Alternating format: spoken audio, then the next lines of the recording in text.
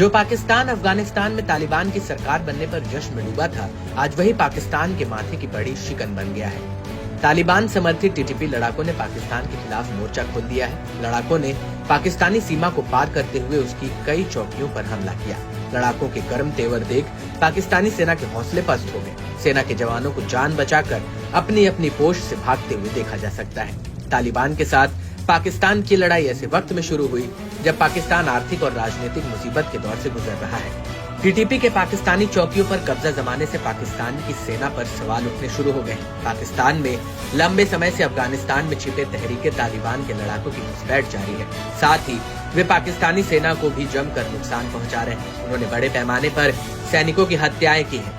इस बार भी अफगान के तालिबानी लड़ाके डूरंड लाइन क्रॉस कर पाकिस्तानी चौकियों पर बम बरसा रहे हैं और चौकी भी हथिया ली है। ऐसे में पाकिस्तान और अफगानिस्तान के बीच की सीमा डूरंड रेखा पर तनाव युद्ध की स्थिति में पहुंच गया है। दरअसल हालिया तनातनी की पहल तब हुई जब टीटीपी के लड़ाकों की ओर से 16 पाकिस्तानी सैनिकों को मार गिराया गया। इससे बौखलाए पाकिस्तान ने भी बिना देरी के एयर स्ट्राइक की। पाकिस्तानी वायुसेना ने भी अफगानिस्तान में घुसकर पख्तिता और खोस्त प्रांतों में हवाई हमले किए। पाकिस्तान ने दावा किया कि ये टीटीपी के लड़ाकों के ठिकानों पर सफल हमले किए, मगर पाकिस्तानी स्ट्राइक से तमतमाए अफगानिस्तान के तालिबान ने अलग दावा किया। तालिबान ने बताया कि पाकिस्तानी हमले में उसके 50 से ज्यादा निर्दोष लोग मारे गए। इतना ही नहीं, अफगानिस्तान ने जवाबी कार्रवाई की कसम खाते हुए पाकिस्तान को करारा जवाब देने की बात कही। महज 24 घंटे के अल्टीमेटम के बीच तालिबानी लड़ाकों ने पाकिस्तान पर हमला बोलना शुरू किया। लड़ाकों ने दोनों देशों के बीच की इंटरनेशनल लाइन डूरंड रेखा को पार किया और बिना रुकते हुए पाकिस्तानी चौकियों पर भीषण हवाई हमले किए। बताया जा रहा है कि इस जवाबी हमले में 19 पाकिस्तानी सैनिकों के मारे जाने की खबर सामने आई है।